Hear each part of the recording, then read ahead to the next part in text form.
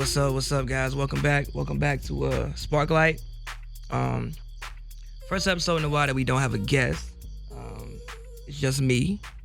So you're gonna deal with that today. But I was actually in Chicago last week taking care of some business. Actually had a t-shirt release. I'm wearing a shirt right now for those of you all can see on the video. Girls love Pavs.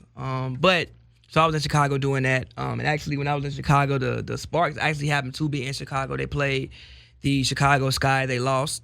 I wanted to go to that game, but my event just was pretty much the same time as the game, so I couldn't make it. But right now, where the Sparks stand, since we last talked, they're actually 18-10. They've clinched the playoff spot. They're actually above Vegas now. They have basically like a 1% higher win percentage than Vegas. But Chicago is right on their heels. Again, Vegas is right on their heels. Seattle clinched the playoff spot. Actually, I think yesterday they're 15-14. The Lynx are 15-15, and the Mercury are 13-15. So basically, those are the 8 teams that are going to be in the playoffs. Indiana Fever and Dallas Wings, Liberty, Dream, they're pretty much, the Dream have literally been mathematically eliminated. But the Fever, who the Sparks played, I think it was on the 22nd, that might be the worst team in the league. And I hate to say it like that, at least that I saw. They just did not have the talent to compete with the Sparks, like, at all. Erica Wheeler got pretty much trapped every play. Riquna has come back, and I know everybody mostly focuses on her offense, but I actually got a chance to ask Coach Fisher and Riquna and Candace Parker and Sydney Weiss about Riquana's defense, and they all had like pretty much great things to say about her. For one, I don't think Riquna, just her defensive style, I don't think she's necessarily the quote-unquote best defender, but I think that what she brings to the game is just like irritating. Like if I'm, for instance, like Patrick Beverley. I always compare her to Patrick Beverley, right? Like I don't think Patrick Beverley is the best defender, but he's just irritating. Like you know that every time you play against Pat, you're going to be in for 48 minutes, and it's not going to be easy. Even if you do end up scoring 40, he's going to make that 40 a very difficult 40. When you go home that day, you can be like, you know what? I worked hard for this 40 ball. Same thing with Riquna. Like, yeah, you're gonna score on her because again, like great offense will beat great defense 99.9% of the time. But she's gonna make it difficult and she's gonna be irritating. She's gonna like toe the line between like what's actually legal and what the ref will allow. She's just physical. And then the thing about Riquna that makes her different from like, let's say if I had to just put, just for a comparison, like a Tony Allen on it, is that when you switch sides and we get back to offense, you also have to guard her. Can you talk about your intensity defensively every night, especially on ball, with getting through screens and just making whoever you're guarding, like making sure that they have a very, very long night? Yeah, I just try to have the mindset of guard them how they would guard me, make it super uncomfortable. But I'm capable of playing on both sides of the ball. Like I won't beat you up really hard on defense, then go on the offense and take a break. Like, no, I'm gonna go hard at you on offense and I'm gonna go hard at you on defense. And what changed for you guys when you came out of the locker room for the second half today? We bought into gang rebounding. Like we knew that's the only way they could beat us, is in transition and rebounding. Players that just compete hard and aren't afraid of, mixing it up a little bit. That's what it takes to win, and that's what Riquna brings on a daily basis. She's fearful offensively. She's willing to take shots and make shots, and I don't think many people have given her credit for the way she defends. I think, but she's capable of really, really getting after it on the defensive end. You need those examples as well for everybody else. Like you need to see TRP picking up the other point guard full court. You need to see Elena Beard at 37, battling injuries, etc. Like diving on the floor for loose balls, getting elbowed, and still getting up and going to play the next possession. And Riquna brings that kind of attitude. And so as we've gotten healthy, instead of TRP being the only one out there that speak, as a perimeter player, to see Atlanta Beard out there mixing it up, to see Riquna out there mixing it up, that energizes Sydney Lease. That energizes Chelsea to go out and compete harder and give more of themselves on the defensive end. So, we're glad to have Riquna back, not just offensively, but on the defensive end as well. She's very capable of, when it comes to shot creation, she's probably one of the best shot creators in the W. Also, she's very good at drawing contact, and I think that one thing that a lot of players in the W don't do is that they don't really initiate contact too much, but like a lot of them don't do that just because they aren't as athletic as she is. She can jump in the air, shift her body, or like jump in the air, stop, and make you hit her and get herself to the line and get those, easy 2 points like 2 or 3 times a game. And I just think that, honestly, when I look at the Sparks, I don't know what exactly they are right now when it comes to it. Like, I don't know what their defensive rating is, but really it doesn't really matter because they just got, I think the game against the Fever actually was the first time that they had all 12 players that they actually signed all season.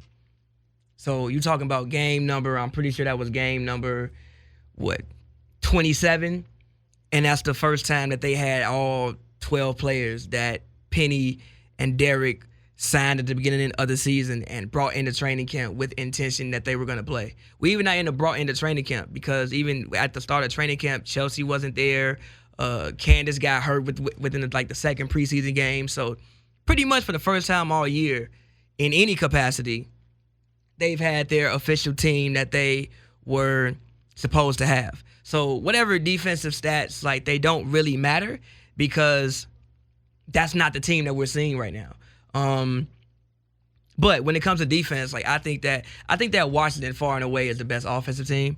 Far and away the best offensive team. I think, if I'm not mistaken, I think they played a game against, I think it might have been the Indiana Fever. And they hit a record for, actually, let me check and make sure, look at their most recent wins and losses. No, it was against, hold on. It was an Indiana Fever where they won 107-68. They, as a team, hit a record. Let's look. As a team, hit a record. Where is it? 18 threes. They took 40, basically. They took 39 threes and hit 18 of them, shot 46% from the line. Well, not from the line, but from distance. And shot 15 for 15 from the free throw line. But the 18 threes is a WNBA record. So I think Washington is far and away the best offensive team. And Deladon, she should not win MVP unanimously. I've had this conversation with John Davis many times. I think we said on the last episode and we discussed it. She shouldn't win MVP unanimously because I do think that NECA deserves some consideration just when you based on the fact that she's really only missed one game. She missed a Space Jam game. I think that, if I'm not mistaken, I think she might have been tired from shooting Space Jam and she missed that game. But when everybody else was in and out the rotation, in and out the lineup, NECA was there every single night, holding this team down. Let me actually look at what she's averaging now, because last time I looked at her average, she was basically averaging a double-double. It was 16 and 16.8 and 9.8 or something like that. But let me just make sure what she's averaging right now. She's averaging basically the same stats: 16.7, 9.2, 2 assists, 2 steals, and 0.5 blocks. Shooting 49% from the field, 35% from three, which dropped a little bit. She was basically at 50, 40, 90 about I want to say 2 weeks ago, and she's shooting 83% from the line. Well, 50, 40, 80 basically is what she was at a couple weeks ago. So I definitely think she deserves some consideration because my thing with MVP with any sport usually, unless somebody is having some insane season, which Deladon is basically having. Deladon is, for one, on the best team, and she also is just having a better individual season than NECA. So I think that she should get it, but it should not be unanimous. Somebody should definitely give NECA some votes. Yeah, Deladon is averaging 19 points, 8 rebounds, 2 assists, a block. She's shooting 50, 40, 90. She's at 51% from the field, 41% from three, and 96% from three. So she's going to win it, 100%. She hands down. And Washington is leading the league. They sit at 21-8. So she's hands down gonna win it. But I think Nneka should get some first place votes. Like if Deladon gets 80, Nneka should get 20 of the first place votes. But Deladon should win it. But that being said, I think Washington is far and away the best offensive team. But when I look at it, man, I think that the Sparks might be the best defensive team. Especially when you add in Elena Beard. She's finally back. She looks good. The thing about Elena is actually her shot looks great. Her shot looks great. She looks amazing. She looks healthy. She's back. TRP, pretty much every game TRP like gets hit or suffers, or like she like runs into a screen, or she has a play in which she's down on like the floor for like a minute, but that's because she plays so hard defensively. She pretty much is given the task of like hawking whichever main ball handler 94 feet up the court. And now what you see teams doing is, which that's something that the Sparks need to also do and help her out, especially when it's on those full court presses, is call out those screens. Because what teams are doing now is they're just sitting like their big man up there basically to just set that screen on her and just like get her off of a little bit. Like, okay, you want to press us up court, okay, run into this screen, feel this contact. Next time you're doing that, you probably gonna think about what you're doing. But even somebody like Sydney, man, when she comes off the bench, I know last game in which they played against the Sun, which they won, which I actually thought that they had a chance to lose, but they pulled it out, they won. Sydney Weiss was a plus 13. Sydney has moved back to the bench now that Riquna is back. But the thing I like about Sydney is I actually got a chance to talk to even Sydney and ask her about her progression throughout the season. And basically what I wanted to know is just like just her progression. Like every single, at the beginning of the season, I always loved her intensity, right? I thought that she was kind of like that Derek Fisher type player that you needed for the Sparks. Like she was a person where her impact wasn't so much gonna be shown through the box score, but more so through like the plus minus. But lately it's even being shown in the box score and through the plus minus. I think it takes time to build up that chemistry. It only comes with experiences, wins and losses together, practice time, reps, and so the longer that the season has gone on, I think we've been able to build that up. And so you can't really substitute that. You just got to go through it, work through different learning lessons that you have to go through as a group, and I think we've embraced all of them, and here we are, and we're still getting better. There's still things to learn. And when it comes to your shot selection, like I never see you take a shot that you shouldn't take. When do you like kind of decide, okay, I need to pass this or just put it up? Oh, I mean, if there's a defender right on me, I'm probably not going to shoot that shot. I just try and keep it simple. We have so many threats on the floor that I just want to make the right basketball play. And so if I'm wide open, it's pretty clear, take that shot. If I want to try and create dish or take that layup, you just make the right basketball read at any given time. And can you just speak to Riquana's defense and what she brings to you guys, just the intensity that she brings and what it does for you all as a team? She covers a lot of ground quickly, and so it's fun to see how hard she's worked preparing to come back, and now how it's paying off out there on the floor. She brings a very high level of intensity, of aggression. She's so strong, and she gets through screens so quickly. If she gets knocked down, she's right back up, and she, even if she makes a mistake, she's fast enough to recover as quick as possible, and so it's fun to be out there on the floor and to watch her go to work. Thank you. Thank you. She's shooting the ball confidently. I can tell she's shooting it confidently because one, she pretty much doesn't take a shot that she shouldn't take. I also got a chance to ask her about that. But she doesn't take shots that she shouldn't take.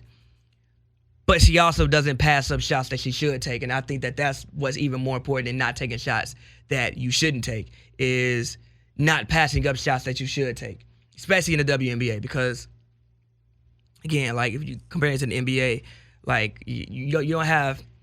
You have some ISO players who can get it done, but a lot of things in the W, especially depending on what team it is, it's more system, and you get good shots through running plays. So if you create an opportunity in the Florida offense, you have to be ready and willing to shoot the ball. Now I think the Sparks are one of those teams that do have isolation players. Again, they have Chelsea Gray, Riquna WIlliams, Nneka can even get her own. Candace Parker obviously can get her own. Even like Maria, you can kind of like dump the ball to her on the block and move away. She can get her own. Alexis can even kind of sort of get her own, but still. when you have shots in the floor of the offense, you have to take them. And I think that more than anything just shows me the confidence that Sydney is playing with now. Even when she handles the ball, like when she goes to backup point guard, I remember in the beginning of the season, she was talking about her time in Europe and how she was playing like the 1 through the 3 and how that, may help her coming back to the States and playing at the WNBA. I think that you can like finally now start to see what she was doing in Europe and how that may have helped her translating back to the WNBA, because she's just playing with so much confidence now, and just I love the way she's playing, and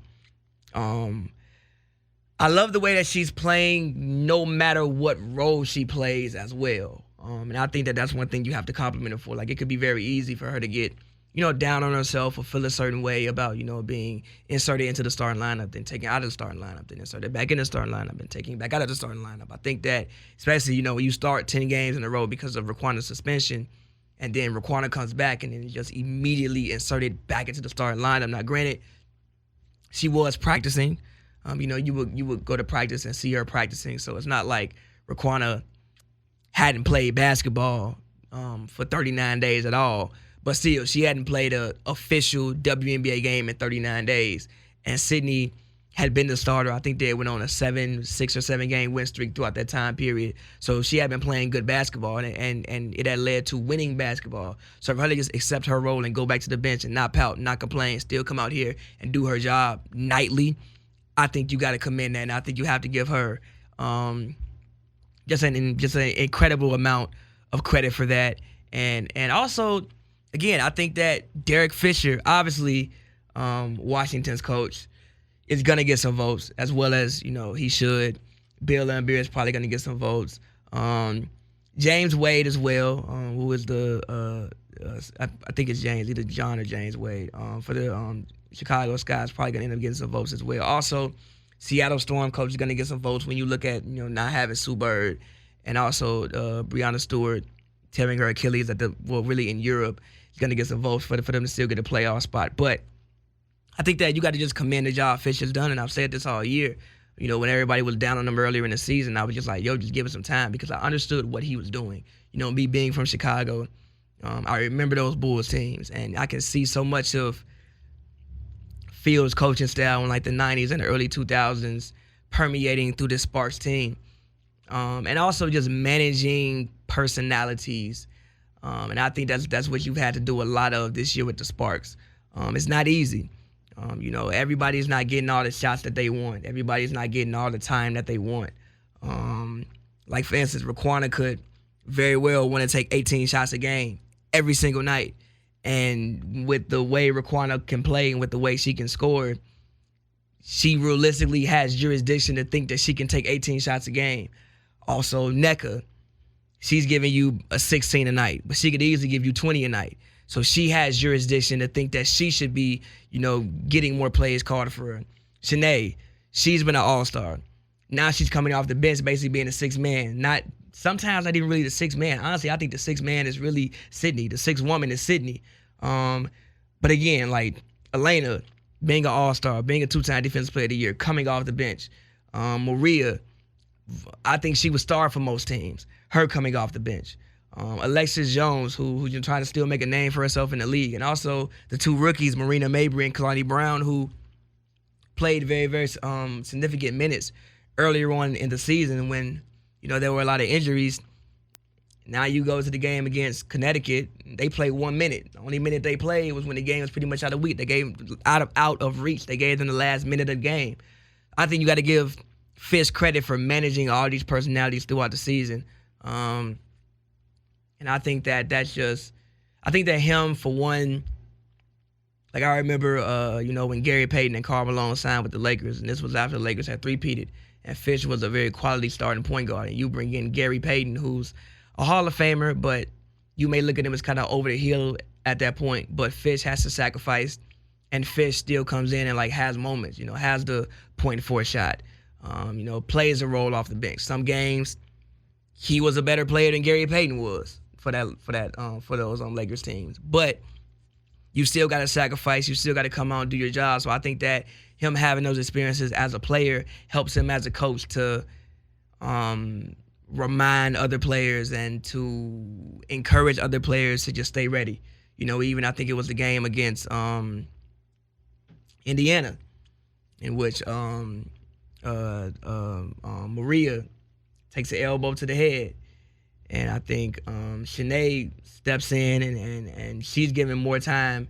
No, actually, no, Kalani actually stepped in and she's given more time to produce. Like these things happen. In that game, she played. Look it up for you guys. In that game, Kalani played. She played a minute, but she played that minute early on in the game, and Maria played a minute. And this is not. This is the first quarter report. But regardless, she came in and she played significant time. Again, she played a minute in the first quarter, so that shows you that Maria took an elbow to the head, had to sit down. She had to come in and play minutes. But you know what? You stay ready, because you never know what'll happen. Like, you in a position where, especially in the games with the WNBA, like unless they can keep the top 2 seed, which I actually got a chance to ask a lot of other Sparks about. Got a chance to ask Shanae about that, and got a chance to ask Candace about that as well. I think it's very important. We know the 2 times we've been to the finals were when we had the top 2 seeds. So right now we just got to put ourselves in the best position to be able to play at home. Honestly, we're not even thinking about that. We're just thinking about every game. We have to put ourselves in the best position possible. So every game matters. This game mattered. Sunday's game will matter. So we're taking it one at a time. And if we handle our business, we have huge opportunities up ahead, especially going on the road. Like, there's so many built-in challenges that we just have to take it one day at a time and be the best version of ourselves. And everybody needs to stay ready, because you never know what could happen. Like, somebody could come in and tweak an ankle. Somebody could come in and get hit the wrong way, got to go to the bench. And they might have to go to the bench in the pivotal point of the game. Like, you never know. Like, hey, maybe somebody tweak an ankle, like, not they got seriously hurt, but just like they're too hurt to go for the next 5 minutes. And now somebody else has to stay ready, stay engaged, and be ready to come in and produce, because you're still trying to win a basketball game. But going along with the single elimination, I do want to talk about that because there's one fear that I have for the Sparks, which is a single game elimination. But it's them not covering the 3-point line.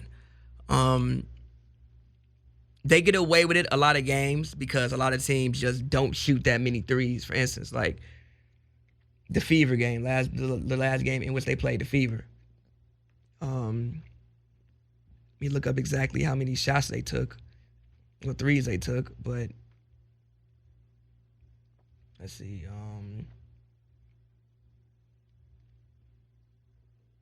They took about 17 threes, right? They started hitting them in the fourth quarter. But there were many more opportunities that the Fever just didn't make the right reads that happened throughout the game before they happened to fall down 30 and make shots in the fourth quarter in which it doesn't matter. The Sparks, and we've had this conversation at practice with Fish many a times. Their main focus is locking down the paint. But with your main focus being locking down the paint, that leaves 3-point shooters open. And I think that can be an issue depending upon who you play, especially in single game elimination. Because again, it's not like in a series, you got to play the averages, right? So, right, in like a 5-game series, I would assume somebody wouldn't stay hot for 5 games. Like, that's a little bit abnormal. And single game elimination, like even what you saw with in the game against the Liberty earlier in the year, the center, get her name for you guys, Amanda Zua. I pray to God I pronounced her name right, but Amanda Zua, she had 37 points, which was her season high. I think she had 25 in the first and was like 7 of 8 from 3, but she was like 7 of 24 coming into that game. Those are the type of games you can have with single game elimination, and I think that there are 3 teams. Well, 3 teams that scare me the most for the Sparks, right? Obviously the Mystics. It took 39 threes one game, and I can guarantee you if the Sparks do that thing, but we want to lock down the paint, and we're going to just dare you to shoot threes against Washington, it's going to be a quick and easy series. I can promise you that.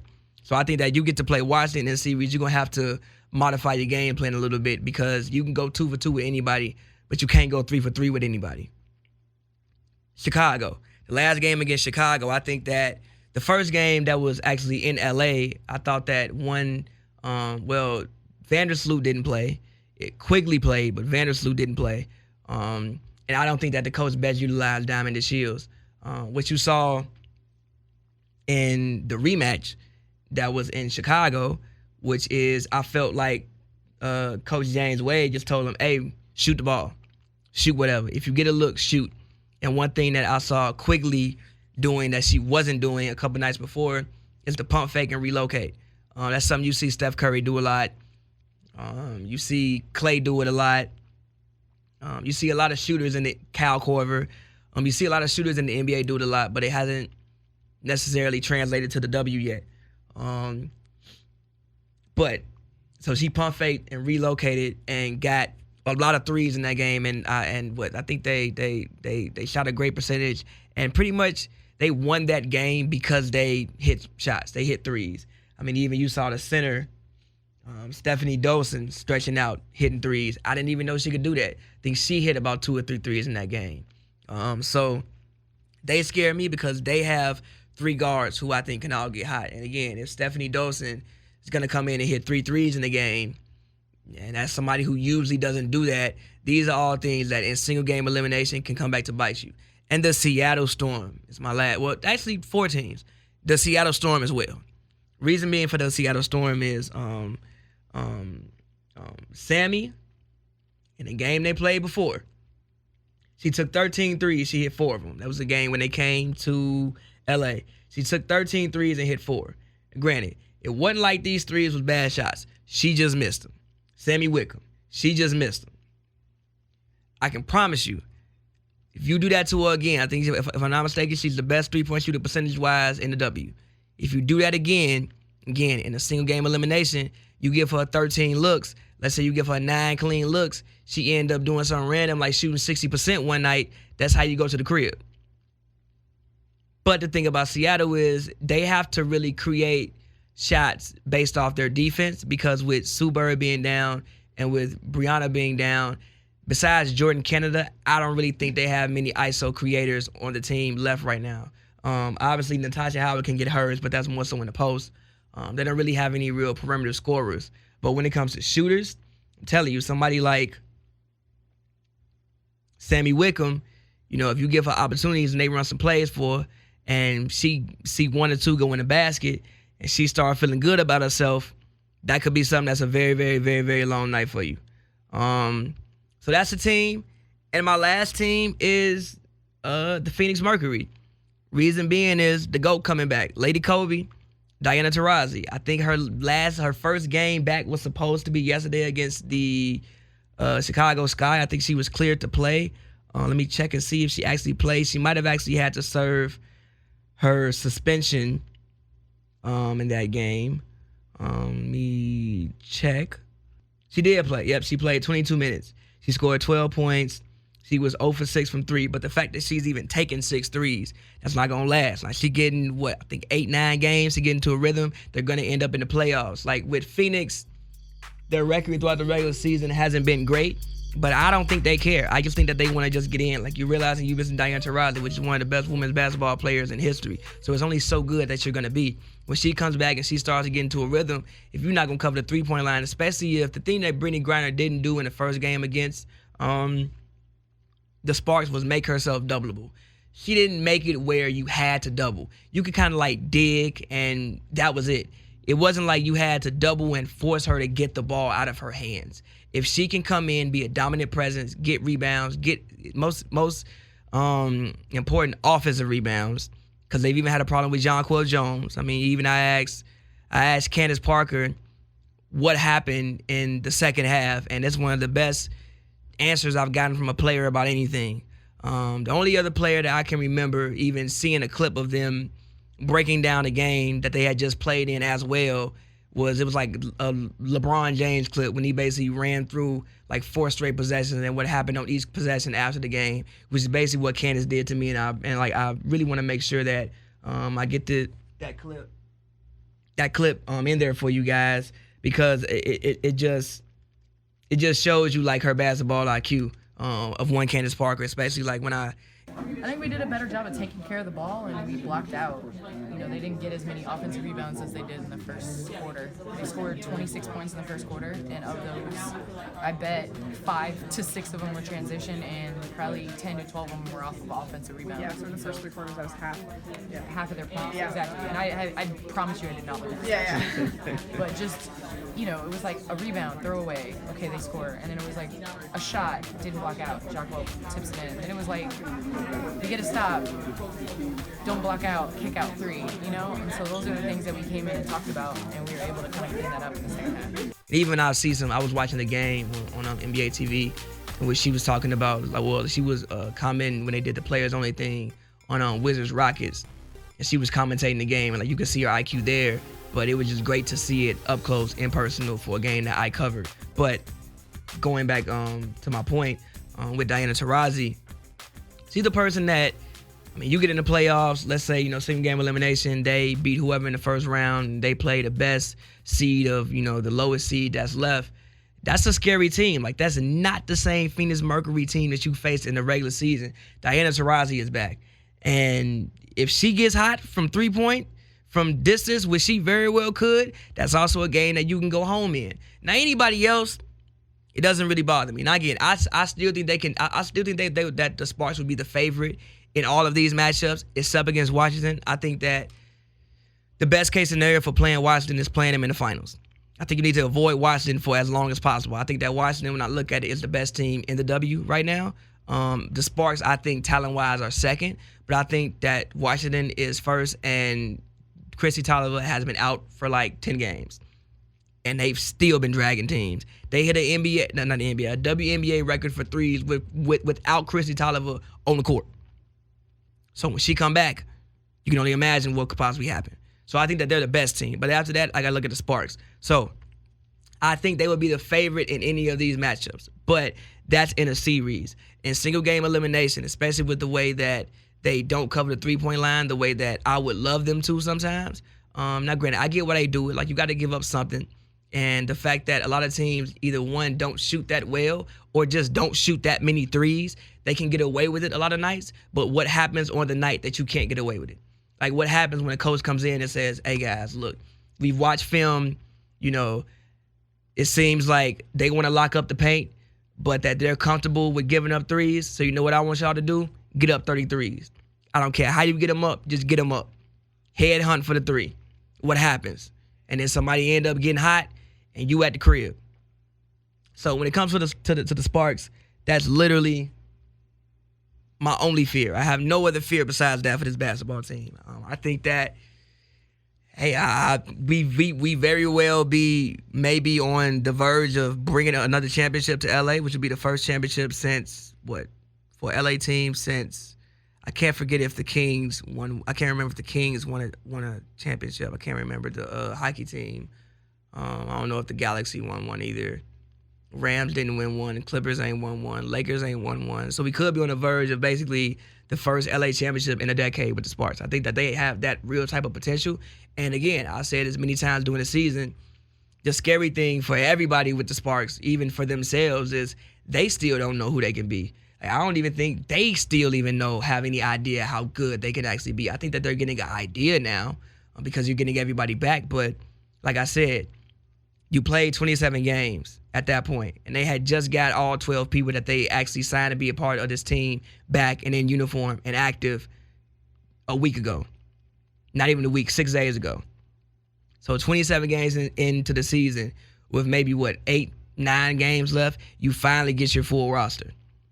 Like, I think that that's scary, because most teams don't even really have a scout report on them because you probably played them when they weren't healthy. So you don't even know how to draw from your past experiences against this Sparks team because that's not the experience that you're going to have when you see them again.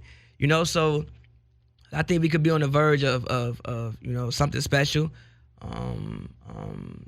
And I'm happy to be a part of it. And yeah, man, I look, man, that's been SparkLight. We can, you know, hopefully next time when we link back up, they haven't suffered too many L's. And, you know, they can keep their winning ways and their positive habits going. And yeah, we'll see what the playoffs hold. You know, like I said, I think we could be on the verge of something special with this Sparks team. So it's been SparkLight, and until next time, go Sparks.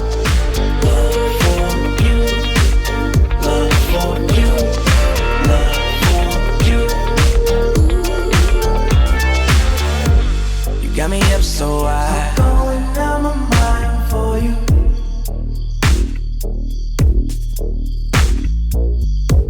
You got me up so high, going down my mind.